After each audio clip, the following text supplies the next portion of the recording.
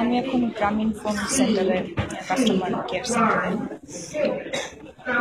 আপনারা কোটি কোটি টাকা খরচ করে বিজ্ঞাপন বানান, আপনারা বায়োমেট্রিক্স কি হাবিজের পদ্ধতিতে সিম রেজিস্ট্রেশন করার জন্য মাথা খারাপ করে দিয়েছেন, কিন্তু আপনাদের এত বড় সেন্টারে পানি খাওয়ার জায়গা নাই কেন?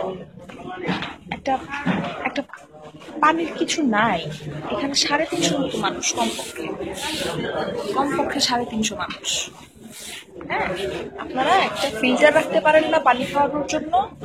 এবং লাস্ট 4 দিন আমি আসার পরেও এখন পর্যন্ত আমি আমি জানি না এখনো সার্ভার ডাউন কিনা। কল লিস্ট ওঠাতে চাচ্ছি, আমি পাচ্ছি না। বায়োমেট্রিক্স কি কি হাবিজাবি পদ্ধতিতে সিম রেজিস্ট্রেশন করতে বলছেন আপনারা, সেটা করছি। আমি একজন কাস্টমার হিসেবে আমি চাইতেই পারি অনলাইনে ফোন করে সার্ভারটা ডাউন আছে নাকি ডাউন নাই সেটা আমি জানতে চাই, সেটা আমার অধিকার।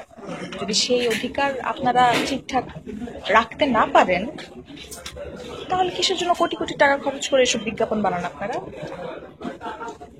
আজকে আমি প্রশ্ন আজাদ, আমি প্রমিস খোদার কসম আমি বলে যাচ্ছি, আমি জিপি কাস্টমার কেয়ারের সামনে দাঁড়ানো, গুলশানে আমি। আজকে যদি সার্ভার ডাউন হয়ে থাকে, আমার বংশে কাউকে আমি জিপি ইউজ করতে দিব না। এবং ফেসবুক লাইভেও আজকে আমি এসে বলবো। প্রায় 2 লাখের মতো মানুষ আছে, তো তারা দেখবে। আমি ওয়েট করছি, দেখা যাক। আমার টোকেন নাম্বার দেখি।